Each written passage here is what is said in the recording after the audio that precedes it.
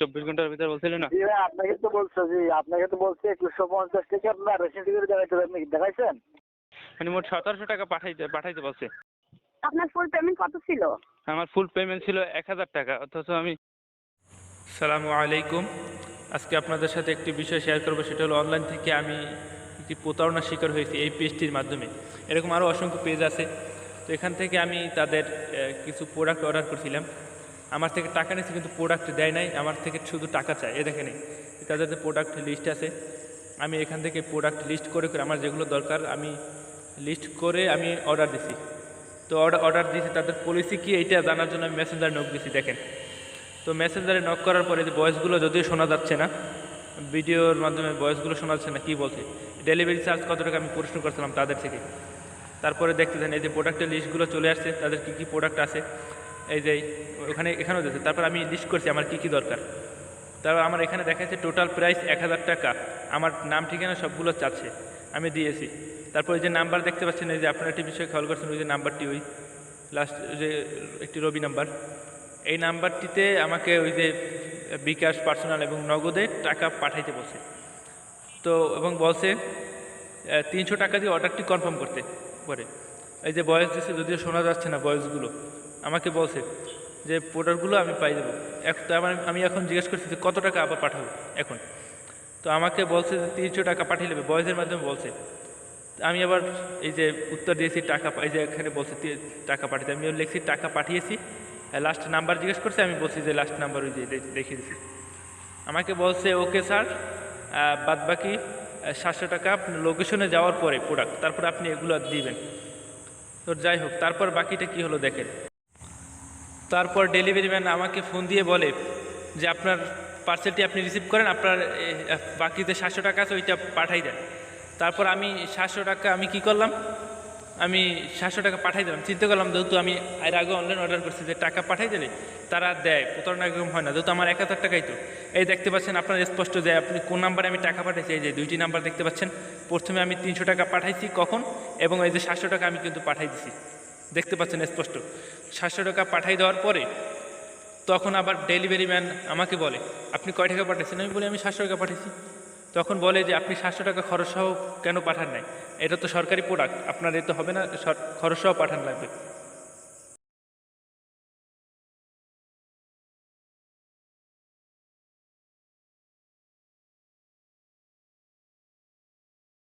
তারপরে আমি তাদের অফিসে আবার যোগাযোগ করি যে আমার কাছে তো 700 টাকা পাঠিয়েছি, আবার টাকা চাই। তারা বলছে যে স্যার সমস্যা নেই, আপনি খরচ সহ টাকাটা পাঠান, আপনার টাকাটা পরে যখন প্রোডাক্টটি রিসিভ করবেন তখন আপনার টাকাটি আবার ব্যাক দিয়ে দেওয়া হবে, এটি সরকারি প্রোডাক্ট, আপনার কোনো অসুবিধা হবে না। তারপর দেখতে পাচ্ছেন আমি অন্য একটি নাম্বারে থেকে আর কি, এই যে আবার তাদের ওই একই টাইমটি মিলান যে 750 টাকা আমি পাঠাইছি তখন তার নাম্বারে।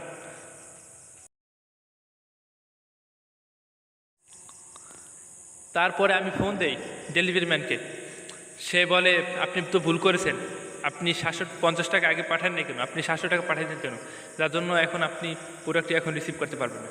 তারপর অফিসে আমি যখন যোগাযোগ করি, তারা বলছে স্যার আপনি প্রোডাক্টটি রিসিভ করতে পারবেন, তো আপনি যেহেতু প্রথমবার ভুল করেছেন এই জন্য আপনার এখন 2150 টাকা রেশন কি বললো জানি, রেশন সিকিউরিটি দেখাই যাবে, এরকম একটা কথা বলছে। তারপর আমি বললাম যে আমি 2150 টাকা, এখন আমি একটু হতভম্ব হয়ে গেলাম যে এত টাকা পাঠাইলাম, এখন 2150 টাকা। তখন আমি জিজ্ঞেস করছি, তখন বলছে স্যার কোনো সমস্যা নেই, আপনি টাকাটা আবার ব্যাক পাবেন, এরকম আমারে বলছে। আমি চিন্তা করছি যেহেতু অনলাইন থেকে আর অর্ডার করছি, এভাবে হয়তো দিয়ে দেবে, বা অনেকগুলো পেজে এরকম দেখতে পাচ্ছি আর কি, অনেক পেজে এভাবে দেখছি তারা অ্যাড দেয়। আপনার পেজগুলো অনেক দেখাবো সামনে, পুরো ভিডিওটা দেখতে পারলে দেখবেন পেজের অনেকগুলো পেজ আছে। তো তারপর আমি বললাম এখন তো আমার 2150 টাকা আমার কাছে নেই, এখন কি করব বলতেছে। তারপরে তাদের প্রথম শুরুতেই ভিডিওতে যে তথ্যগুলো দিয়েছি, দুজনের সাথে কথা বলছি, তারা বলছে স্যার আপনি যেভাবে হোক ম্যানেজ করেন। আমি বলছি আমার কাছে তো আমি 1200 টাকা ম্যানেজ করতে পারবো, আমি তো পারবো না বেশি টাকা দিতে। বলছে আচ্ছা ঠিক আছে, তাহলে আপনি 1200 টাকা পাঠাই দেন, আমরা 1000 টাকা দিয়ে দিতেছি অফিস থেকে, ঠিক আছে। তো তারপর আমি 1200 টাকা আবার পাঠাইছি, যেহেতু টাকাগুলো ব্যাক পাবো এরকম আমি দেখি আর কি। তো পাঠানোর পরে তারপর কি হলো দেখুন, এই যে 1200 টাকা আমি যে পাঠাইছি, এই দেখেন এই নাম্বারে কোনটা আমি পাঠাইছি, স্পষ্ট সবগুলো তথ্য কিন্তু প্রমাণ সহকারে আছে। তো তারপর আমি তাদের কাছে জিজ্ঞেস করছি, তারপরে আমি যদি এই টাকাটা পাঠাই আর কোনো সমস্যা নেই তো, কোনো ঝামেলা নেই তো? আর আপনাদের যে এভাবে যে টাকা নিতেছেন, আপনাদের অর্ডার করার সময় তো কিছুই এগুলো বলেন নাই, বা আপনাদের কোথাও লেখাও নেই। আপনাদের পেজের ভিতরে আমি ঘোরাঘুরি করলাম, কোথাও তো এরকম কোনো কিছু লেখা নেই। তাহলে এখন সমস্যা, এরকম এত সমস্যা কেন? তো স্যার, এটা যেহেতু সরকারি প্রোডাক্ট আমাকে বলছে, এই জন্য আপনি যেহেতু প্রথমবার ভুল করছেন এই সমস্যাগুলো। আমি ভাবলাম হ্যাঁ ঠিক আছে। তারপরে এখন আমার কাছে আবার 1000 টাকা স্যার। এখন আমার কিন্তু কোনো প্রোডাক্ট দেন, এখন আমার কাছে আবার টাকা চাইতেছে। এই যে তাদের যে পেজটি সম্পর্কে বলতেছি, এই দেখেন তাদের যে পেজে এই লেখা আছে আলহামদুলিল্লাহ, তাদের সবগুলো খুব ভালো, সার্ভিসগুলো ভালো, এই দেখেনি। তারপর আমি তাদের পেজ নিয়ে ঘাটাঘাটি করলাম, করার পরে যে তাদের রিভিউগুলো দেখলাম, দেখার পর অর্থাৎ তারপর আইডিগুলো আমি চেক করলাম, দেখবেন না সামনে আইডির অবস্থা কী। অর্থাৎ প্রত্যেকটা আইডি ফেক আইডি, তারা নিজেরা রিভিউ তৈরি করছে। আসলে এই পেজগুলোই সব বুহা। তারা কি করে, বুস্ট করে, তারপর মানুষের কাছে এটা সামনে প্রেজেন্ট করে, তারপর অনেকে এটা ধোকায় পড়ে তাদের, যেরকম আমিও পড়ছি। এজন্য সকলেই সতর্ক থাকে। এই যে দেখতে পাচ্ছেন কিছু পেজ, এই পেজ থেকে ফলোয়ার রিভিউ দিয়েছে যে তাদের প্রোডাক্ট ভালো, অথচ দেখেন ফলোয়ার কত, 2 জন। তাদের পেজে ফলোয়ার কত, 2 জন। তার মানে কোনো ব্যক্তি, আপনারা বলেন যে 2 জন ফলোয়ার থাকতে পারে? এই দেখেন 2 জন। অর্থাৎ আমি তাদের পোস্টগুলো চেক করছি, হয়তো এখানে ভিডিওতে আসে নাই, চেক করছি। অর্থাৎ তাদের আইডি, অর্থাৎ তাদের পেজ যেদিন খোলা, আইডি ওই দিনকের খোলা। অর্থাৎ তারা এরকম আইডি করে রিভিউ পজিটিভ দিয়ে তারপর মানুষকে দেখায় যে না তাদের জিনিস পজিটিভ। দেখেন এই প্রতিটি আইডির অবস্থায়, দেখেন প্রতিটি আইডিতে কিছু নেই, দেখছেন? এই দেখেন তাদের নিজের আইডিতে এগুলো দেয়। এগুলো কখনো কেউ পোস্ট করে? এগুলো রিভিউ দেয়, ঠিক আছে, কিন্তু নিজের আইডিতে কি পোস্ট করে? দেখছেন কীভাবে ধোকাগুলো আসলে তারা দেয় এইভাবে। এই জন্য আর কি শেয়ার করার বিষয়টা মনে করলাম, যেহেতু এখন আর কিছুই করার নেই, যা হবার হয়েছে। এজন্য চিন্তা করলাম যে যদি কাউকে সতর্ক করা যায়।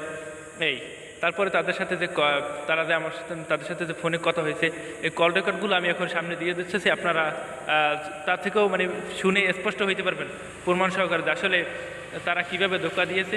আর ট্রানজ্যাকশন যে আমি করছি টাকাগুলো বিকাশ থেকে, তার তো স্পষ্ট আমি প্রমাণ দিলামই। তো এই ছিল আজকের বিষয়। এরকম অনেক বিষয় আছে, এরকম অনেক পেজ আছে, যার থেকে আপনারা সকলেই সতর্ক থাকবেন।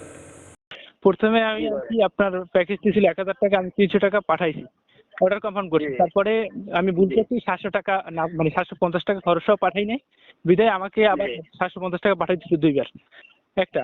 তারপরে 2150 টাকা সরকারি ওই কি জানি বলছিলেন, রেশন। এই জন্য দেখানো লাগবে। তাহলে এই জন্য আমি আমার কাছে নাই দেখি আপনি আমাকে করছেন আর কি, সহযোগিতা করছেন। আমি পাঠাইছি 1200 টাকা, আপনি 1000 টাকা দিয়ে দিয়েছেন, এই তো। তাহলে এখন আবার 1000 টাকা, মানে এই যে বুঝিনি আর কি বিষয়টা। জি ভাই, এটা আপনার বলবেন যে ওখানে আমি 1000 টাকা পেমেন্ট করেছিলাম আপনাকে, ওটা বুঝতে পারছেন? ওটা আপনার অ্যাকাউন্টে যোগ হয়ে গেছে, এই কারণে এখন হয় না, বুঝতে পারছেন? আপনি যে 1200 টাকা দিচ্ছেন ওটা এখানে থেকে গেছে। আপনাকে বরাবর 1000 টাকা পেমেন্ট করে আপনার কন্ডিশন পরিশোধ করার পর, তারপর আপনার লিখশন যাওয়ার পর আপনাকে যে 2150 টাকা, 2100 যে খরচ দিয়েছেন ওটা দেবে আপনাকে। আর এই যে প্রথমে 700 টাকা দিয়েছেন এটা আপনাকে ব্যাক করে, বুঝতে পারছেন?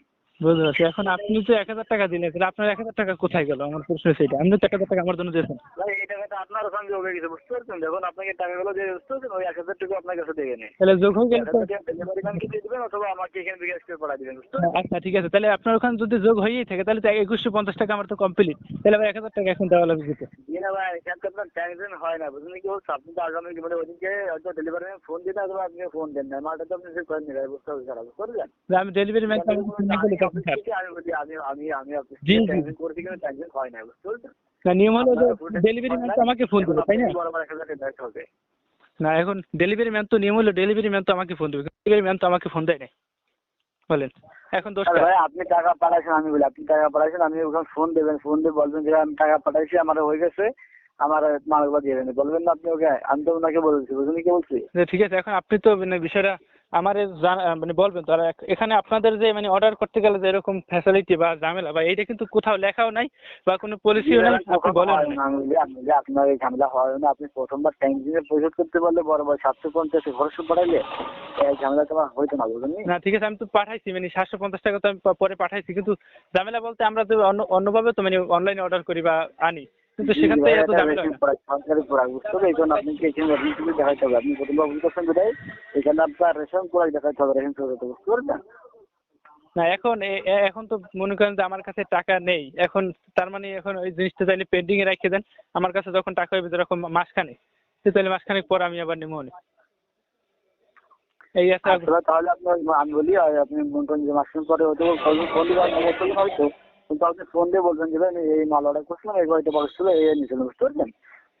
জি ঠিক আছে। আমার তাহলে আমার এখন আমি দেখা গেছে আমার কাছে যদি টাকা না আছে, যেদিন টাকা হইবে ওই দিন আমি আর কেটে নেবো। সমস্যা নাই, সমস্যা নাই, আপনার যখন ইচ্ছা হয় তখন নিতে পারবেন, সমস্যা নাই, বুঝতে পারছেন? কিন্তু নেওয়ার আগে আপনি মনে করেন যে 12 ঘন্টা আগে ফোন দিবেন, বুঝতে পারছেন?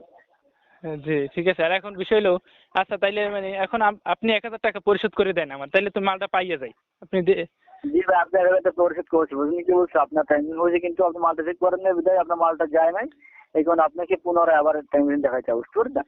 না এটা তো কোনো সমস্যা না, আপনি যখন টাকা ব্যালেন্স করতে পারবেন আপনি তখন মালটা চেক করেন, সমস্যা নেই।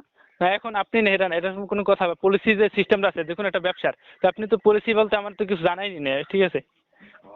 এবং জি ভাই, এরকম হয় না, আমি বলি আপনি যখন পেমেন্টটা পরিশোধ করছিলেন ওখানে তখন তো আমাকে ফোন দিয়ে বলছেন যে আমি ঘরের সহ পাঠাইবো কিনা, আপনাকে তো বলছে ফুল কন্ডিশন, বুঝলেন কি বলছি?